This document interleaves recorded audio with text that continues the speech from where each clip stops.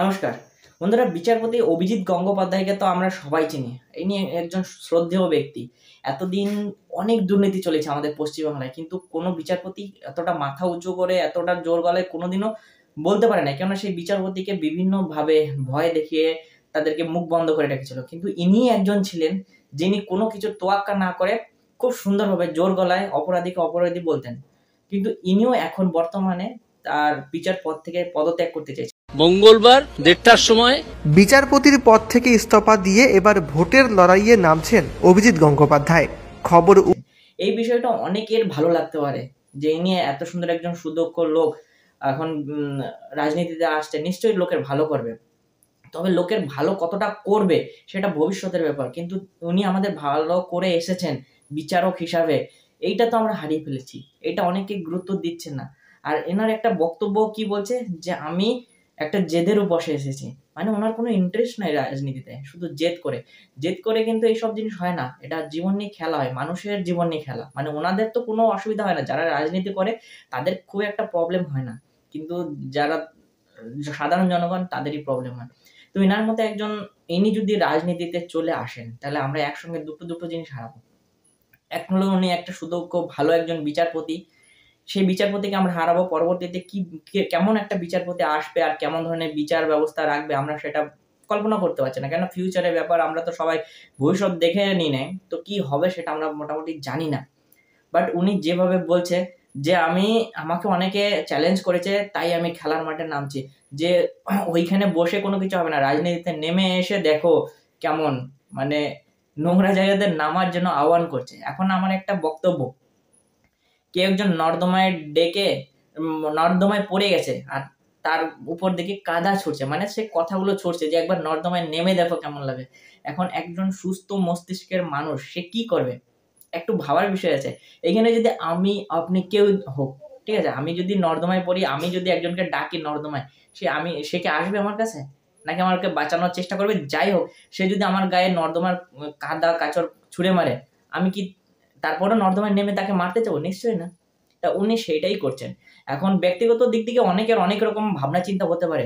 তার আগেই তো একজন বলেই দিয়েছে যে উনি একজন দালাল। তার মানে এখনো রাজনীতিতে পদার্পণ করার আগের থেকে ওনাকে এমন কথা শুনতে হচ্ছে।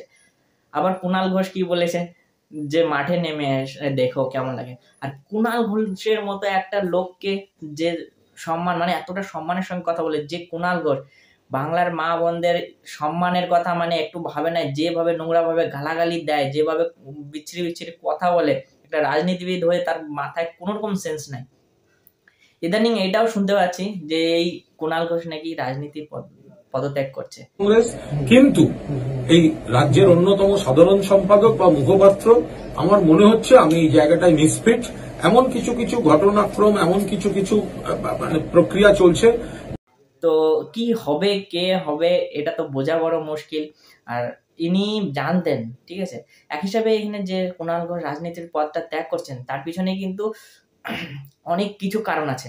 এই কুণাল ঘোষ লক্ষ লক্ষ মানুষের গালাগালি শোনে। সবাই যদি ওনার ভিডিও দেখা হয়, ওনার যে কমেন্ট গুলো আছে, ঠিক আছে, উনি তো হয়তো কোনোদিন কমেন্ট পড়ে না, ঠিক আছে, যদি পড়তো তাহলে সেই দিনই রাজনীতি ছেড়ে দিত। কিন্তু উনি এখন হঠাৎ রাজনীতি ছাড়ার মন্তব্য করছে। উনি কিন্তু অনেক রকম গালাগালি শুনছে, এমন কথা বলেছে যে আমার নেত্রী যদি ভুল করে সেটা আমাকে বাজারে ভালো বলে মার্কেটিং করাই আমার দায়িত্ব। নিশ্চয়ই আমরা সামান্য সৈনিক, আমাদের কাজ দলের নেতৃত্ব ঠিক করুন বা ভুল করুন সেগুলোকে বাজারে ঠিক বলে মার্কেটিং করা। মানে এমন কথা বলেছে। তার মানে মমতা পিসিকে খুশি করার জন্য সে কতটা নিচে নেমেছে। কিন্তু সেই মমতা পিসি শুধুমাত্র এই কুণাল ঘোষকে শুধু ব্যবহারই করে গেছে। না অনেকে কোনোদিন একটা বিধানসভার সিট দিয়েছে, না কোনো এমএলএ পদে বসাইছে, ঠিক আছে। তা উনি এখন মনে কষ্ট পেয়েছে বড়, যে আমি আজকে দলে এত গালাগালি শুনি, প্রতিটা জিনিসে আমি সাপোর্ট করি, কিন্তু আমাকে কখনোই কোনো একটা জিনিস নিয়ে ভাবছে না। তা উনি কি করছে, দুটো পদ থেকে ইস্তফা দিয়েছে। আর ইস্তফাটা গ্রহণযোগ্য হয়ে গেছে, মানে মমতা পিসি নিয়ে নিছে। আর এর পিছনে আরেকটা কারণ আছে। এই যে কুণাল ঘোষ যেভাবে লোককে গালাগালি দিত, এই হিসাবে কিন্তু তৃণমূলের বেশি বদনাম হয়েছে, ঠিক আছে। যে কোনো বিষয় নিয়ে যেভাবে নোংরা কথা বলতো, আর সে এত রকমের দুর্নীতি করেছে, সে মানে উল্টো পাল্টা কাজ করেছে, সারদার যে টাকা পয়সা নিয়ে মানি হয়েছে, তার জেলও হয়েছে, সবকিছুই জনগণ জানে, সবাই জানে। হ্যাঁ, তারপরে যখন বড় বড় কথা বলতো তাহলে সে তো তার রিপ্লাইও দিত। তো এই যে এত কিছু সহ্য করার পরে মমতা পিসি কখনো ভাবেনি। আর মমতা পিসিও জানতো যে একে যদি আমি কোনো কারণে দাঁড় করাই সেখানে তো আমি জিততেই পারবো না, কারণ এর মুখের ভাষা ভালো না, উপরে যে দুর্নীতিগুলো যে নোংরা কাজগুলো করেছে সেই হিসাবে আমি জিততে পারবো না, শুধু শুধু আমার একটা বদনাম হবে। তাই তাকে একটা সদস্য পদে রেখে দিয়েছিল। কিন্তু সে এখন ওই পদটা সেই দুটো পদ, একটা না দুটো পদ ত্যাগ করে এখন বলছে আমি একজন তৃণমূলের সাধারণ সৈনিক হিসেবে চাই। অনেকে বলছে যে ইনি কি বিজেপিতে যোগদান করার ভাবনা চিন্তা রাখছে। তো একটা কথা, যদি বিজেপি এখন মোটামুটি অনেকেই বিজেপিকে সাপোর্ট করে, আর এই রকম লোককে যদি বিজেপি সিট দেয় তাহলে বিজেপিও টিকতে পারবে না। ঠিক আছে, বিজেপির উপর অনেক লোকের ভরসা আছে যে ভগবানের মধ্যে একটা জিনিস, কেননা পদ্ম ফুল নিয়ে এসছে, সে ভগবানের হয়ে এসছে।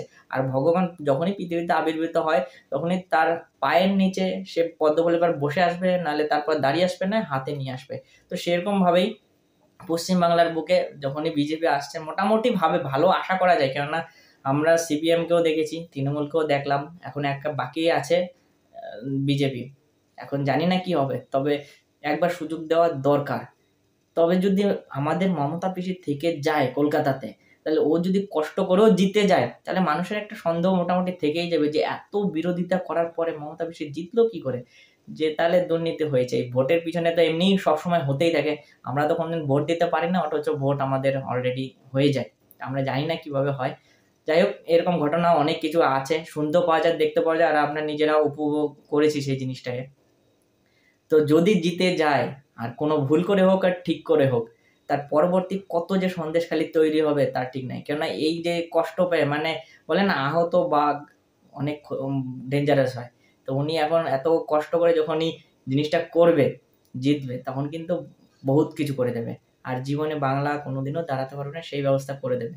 আর বাংলাতে হিন্দু বলে থাকতেই পারবে না, সেই ব্যবস্থা উনি করবে। কিন্তু এখন স্বাভাবিক মানুষের কি ভাবনা চিন্তা তারাই জানে। অনেকেই এই মোদি সরকার যে বক্তৃতাগুলো দিয়ে গেল, এখানে একটা প্রবলেম হয়েছে বড়। আমাদের এখানকার লোক বিভিন্ন ভাষার লোক, ঠিক আছে, বেশিরভাগ তো বাংলাই বলে। গ্রাম অঞ্চলে যারা থাকে তারা কোনোদিন হিন্দি বোঝেও না ভালো করে, কিন্তু কেন্দ্র সরকারের থেকে যখনই কোনো বক্তৃতা আসে, কোনো প্রকল্প চালু হয়, সেটা হিন্দিতে বক্তৃতা দেয়, কিন্তু সেটা সাধারণ লোকজন বোঝে না। कांग्रेस के राष्ट्रीय अध्यक्ष ने क्या कहा, आप सुनकर के चौंक जाएंगे। मेरी माताओं बहनों, जो बंगाली में मेरा ट्रांसलेशन कर सकते हैं वो इन माताओं बहनों को जरूर बताएं। कांग्रेस के राष्ट्रीय अध्यक्ष ने क्या कहा, कांग्रेस के राष्ट्रीय अध्यक्ष कहते हैं अरे छोड़ो, बंगाल में तो ये सब कुछ चलता रहता है। क्या ये बंगाल का अपमान है कि नहीं है? बंगाल की महान परंपरा का अपमान है कि नहीं है? बंगाल की महान संस्कृति का अपमान है कि नहीं है? बंगाल के वीर पुरुषों का अपमान है कि नहीं है? बंगाल के संस्कार प्रिय नागरिकों का अपमान है कि नहीं है?